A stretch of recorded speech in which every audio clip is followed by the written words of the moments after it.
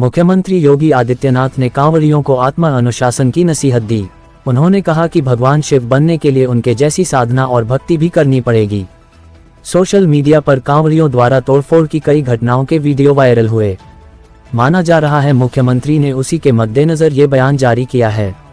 हमारे channel A7 fast news पर देवाधिदेव महादेव का पावन मास श्रावण मास प्रारंभ हो चुका है। श्रावण मास की कावड़ यात्रा जग विख्यात है।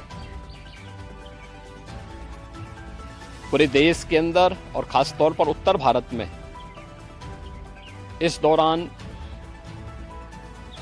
शिव भक्त महादेव के अनुष्ठान में लीन होकर के सभी शिवालयों में जलाभिषेक के साथ अपनी असीम भक्ति का प्रदर्शन करते हैं।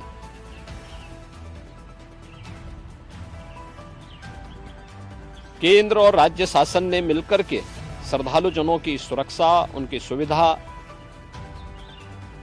उनकी सुगम और सुरक्षित यात्रा के लिए अनेक प्रबंध किए हैं। कहीं कोई दिक्कत न हो, कहीं कोई अव्यवस्था न फैले, कोई भी उनकी आस्था के साथ खिलवाड़ न करने पाए, इन सब बातों का ध्यान में रख करके प्रयास प्रारंभ किए गए हैं। लेकिन हमें इस बात जरूर ध्यान में रखना होगा, मैं सभी श्रद्धालु जनों से इस बारे में विनम्र अनुरोध करूंगा। हम लोग भी शिव भक्त हैं, महादेव की असीम कृपा हम लोगों पे बनी रही है और निरंतर हम महादेव से यही प्रार्थना करते हैं कि उनकी कृपा सदैव बनी रहे। कोई भी पर्व और त्योहार, कोई भी साधना बिना आत्मानुशासन के पूरी नहीं होती है। सुगम और सुरक्षित यात्रा के लिए हमें न केवल अंतःकरण से बल्कि बाहरी रूप से भी उस पूरी प्रक्रिया के साथ लीन होना पड़ेगा। शिवो भूत्वा शिवम यजेत।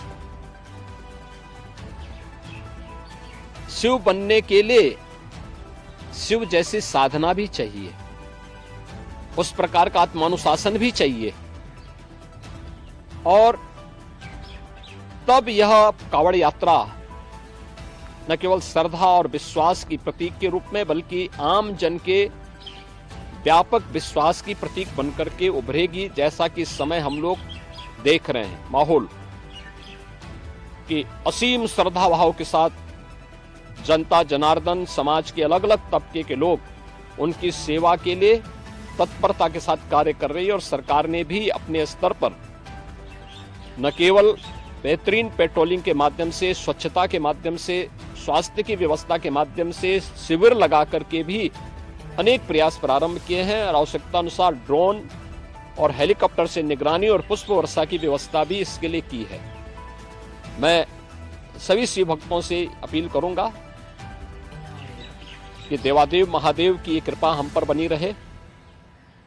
हम व्यवस्था के साथ जोड़ करके इस पूरी यात्रा का न केवल आनंद लें बल्कि पूरी श्रद्धा और विश्वास के साथ आत्मानुशासन का परिचय देते हुए इस पावन श्रावण मास के कावड़ यात्रा कार्यक्रम को सफलतापूर्वक आगे बढ़ाने में अपना योगदान दें। आप सबकी सुगम सुरक्षित यात्रा के लिए मेरी मंगलमय शुभकामनाएं हैं।